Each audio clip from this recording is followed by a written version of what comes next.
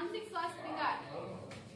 मानसिक स्वास्थ्य विकार क्या होता है? मानसिक स्वास्थ्य विकार एक ऐसा विकार होता है जिससे व्यक्ति या तो सफर किया है या सफर कर रहा है, जैसे कि बार बार भूलने की बीमारी, नींद ना आना या बहुत ज्यादा नींद आना।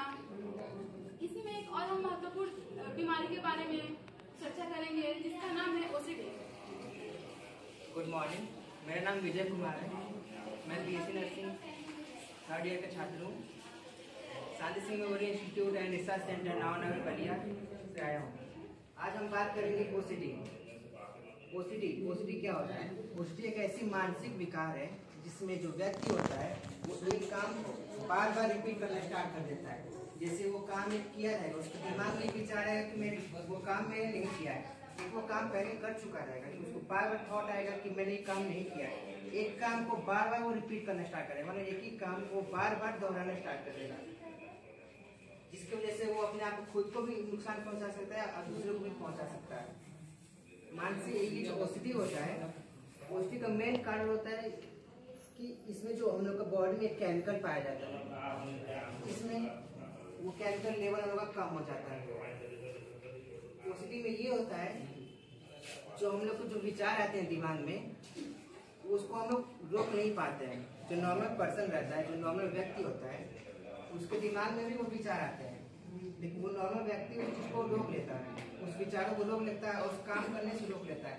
लेकिन जिस व्यक्ति को ओसीडी अगर हुआ है वो अपने आप विचार को रोक नहीं पाता है। उसको विचार आएंगे जिसकी वजह से उसको घबराहट होगी। घबराहट को दूर करने के लिए वो काम को करेगा, उस काम को दोबारा स्टार्ट करेगा। उसको स्टार्ट करने की वजह से उसको थोड़ी देर के लिए बस उसको आराम मिलेगा। जिसका एग्जाम्पल है वॉशर एंड शेकर। मान लीजिए यदि कोई व्यक्ति है, वो अपना उसका हाथ साफ है, लेकिन उसको लग रहा है कि मेरा हाथ गंदा है, इसकी वजह से उसको एंजाइटी हो रही है, चिंता हो रही है। इस चिंता को खत्म करने के लिए वो बार बार अपने हाथ को धुलेगा। मान लीजिए आपने कोई महिला है, वो खाना बना रही है, खाना बनाने के बाद वो अपने गैस के रेगुलेटर को बंद करती है, लेकिन कहीं वो सोती है या बैठती है, उसको लगता है कि मैंने गैस का रेगुलेटर बंद किया है या नहीं किया है। इसकी वजह से उसको चिंता होता है और चिंता को खत्म करने के लिए उसको बार बार जाके जांचती रहती है। ओसीडी एक ऐसी बीमारी है जिसमें जो व्यक्ति होता है जिसको ओसीडी हुआ हो, उसमें उसका महसूस करने की क्षमता, सोचने की क्षमता, कार्य करने की क्षमता दोनों कम हो जाती है। न वो कुछ सोच पाता है, न वो कुछ कर पाता है। बस उसको विचार जो आता है उसको बार बार वो दोहराते जाता है, जिसके कारण हो सकते हैं यदि मनुष्य के दिमाग में सेरोटोनिन नाम का एक केमिकल होता है, जिसका लेवल कम हो जाता है, जिसकी वजह से उसका मूड अच्छा नहीं रहता है, इसकी वजह से भी ओसीडी होता है। यदि किसी फैमिली में किसी को ओसीडी हुआ है, तो वो उसके दूसरे सदस्य को भी ओसीडी होने का चांस रहता है।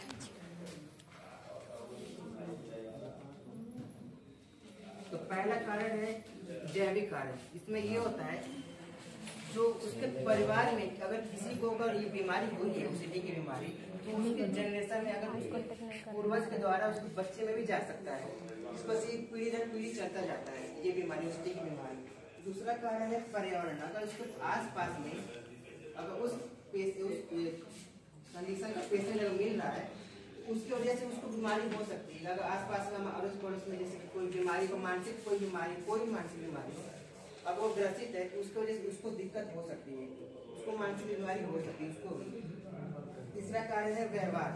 अगर बचपन से ही अगर पेशेंट को अगर ओसीडी हुआ है, अगर बचपन से ही उसको किसी चीज का प्रेशराइज किया गया है, उस पर दबाव डाला गया है, उसको कहीं घूमने फिरने नहीं दिया गया है, इसकी वजह से ये ओसीडी हो सकता है। और बड़ा होता है वो इंसान, उसको ज्यादा वो दिक्कत हो सकती है, बार बार एक ही काम को रिपीट करता जाएगा।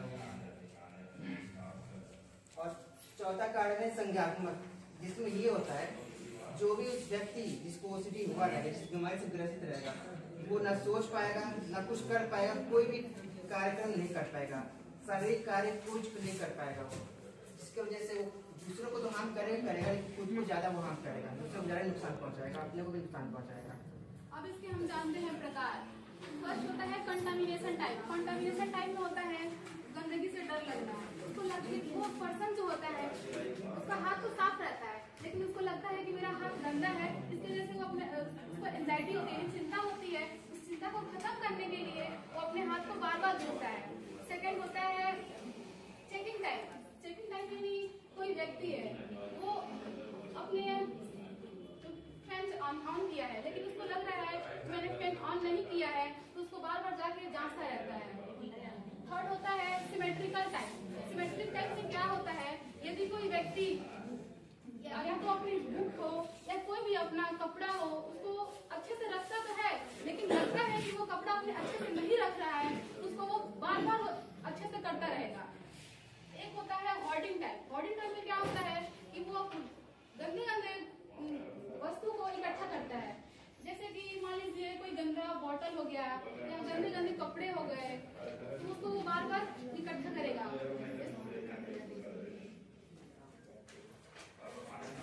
अब हम लोग जानेंगे कि अगर किसी व्यक्ति को ओसीडी अगर हुआ हो तो उसको कैसे हम लोग जानेंगे कि उसको ओसीडी हुई है, उस बीमारी से ग्रसित है। तो यहाँ पे हम लोग कुछ लक्षण देख सकते हैं।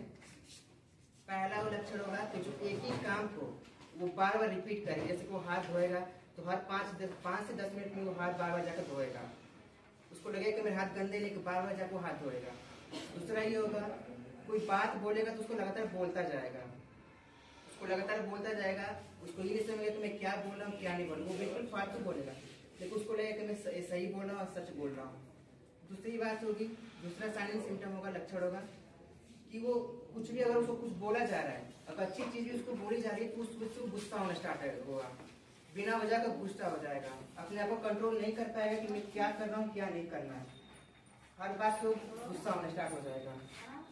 तीसरा ये रहेगा कि उसको ये लगेगा कि जो दूसरा पर्सन है, जैसे वो सामने वाला है, वो मुझको नुकसान पहुंचाना चाहता है, जो मेरे सामान जो है, मेरा संपत्ति है, जो भी कुछ है उसको मुझसे छीनना चाहता है, उसको ये लगेगा कि मेरा सब कुछ छीना चाह रहा है।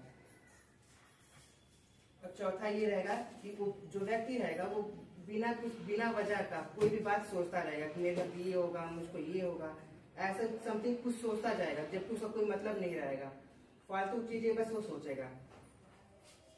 और पांचवा चीज, कोई भी चीज करना रहेगा उसको, जैसे कि मान लीजिए उसको कोई डेट फिक्स किया है कि मुझे यहाँ जाना है, लेकिन उसी को भूल जाएगा कि मुझको ये करना है, आज के दिन ही करना है, वो पूरी तरीके से उस चीज से विचलित रहेगा, उसको ये नहीं पता रहेगा मुझे क्या करना है, कब करना है, कैसे करना है। अब वो काम कर रहा है तो एक ही काम बस वो करेगा, एक ही काम धीरे धीरे करता जाएगा, उसको लगातार करेगा और वो ज्यादा सोचेगा, किसी पर शक करेगा कि ये मेरे साथ गलत कर रहा है, मेरे साथ बुरा करने वाला है, ऐसे बस वो शक करता रहेगा दूसरे पे कि उसको नुकसान पहुंचाना चाहता है। आइए अब इसके उपचार जानते हैं। फर्स्ट है कि हमें कॉफी या कैफीन का प्रयोग नहीं करना चाहिए, जिससे हम चिंता का कारण बन सकता है, तो हमें ओसीडी होने के चांस रहते हैं, इससे हमें बचना चाहिए। हमें डेली 7 से 8 घंटा पूरी नींद लेनी चाहिए। अगर किसी पेशेंट को ओसीडी की बीमारी है तो उसको घरेलू उपचार में ये हम कर सकते हैं कि उसको हरी सब्जियां दे सकते हैं, हरी सब्जियां, अनाज, ऐसे खाना भोजन देना जिससे उसको प्रोटीन मिले, उस चीज को करने शुरू किए। प्रोटीन उसको ज्यादा देंगे तो उसको बॉडी ज्यादा रिकवर करेगी। हमें 15 से 20 मिनट सुबह में ध्यान लगाना चाहिए ताकि हमारा मूड अच्छा हो सके। यदि मूड अच्छा रहेगा तो हमें अच्छी नींद आएगी। उसके फैमिली को हम बताएंगे कि उनको जो काम कर रहे हैं उनको बिल्कुल आराम तरीके से उसको बोला जाए कि वो ना करे, उसी से उनको दूर रखना है। रोजाना हमें सुबह में 5 से 10 मिनट धूप लेना चाहिए ताकि उससे हमें विटामिन डी मिल सके। और सोने से पहले उनको ये कहा जाएगा कि जो भी मोबाइल, टेलीविजन और लैपटॉप यूज कर रहे हैं, ऐसी चीजें यूज कर रहे हैं, तो उस चीज को पहले आधे घंटे पहले ही छोड़ दें और एक अच्छी नींद लें 7 से 8 घंटे का। रोजाना हमें हल्का व्यायाम करना चाहिए 30 मिनट तक, ताकि हमारा मूड अच्छा रहे, अपने आप को अच्छा महसूस करें। और जिन मरीज को दिक्कत हो उनको ये बोलेंगे कि आप हल्का खाना लीजिए, सोने से पहले आप हल्का खाना लीजिए जिससे आपको एनर्जी मिले। तो आज का टॉपिक हम लोग का ये था ओसीडी। ओसीडी क्या है? ओसीडी में ये है कि जो भी एक व्यक्ति रहेगा उसको ये दिक्कत होगी कि वो एक काम को ही बार बार करेगा। जैसे हम लोग नॉर्मल पर्सन हम लोग हैं, तो हम एक से 2 बार हम लोग कोई काम करेंगे, तो हम उस काम को करने के बाद हम लोग रुक जाएंगे। तो ये काम हम लोग बार बार करें, हम लोग को नहीं करना है। लेकिन जो जिसको ओसीडी रहेगा वो एक ही काम को बार बार करेगा, क्योंकि उसको दिमाग में बार बार वही विचार आएगा कि मुझे ये काम करना है।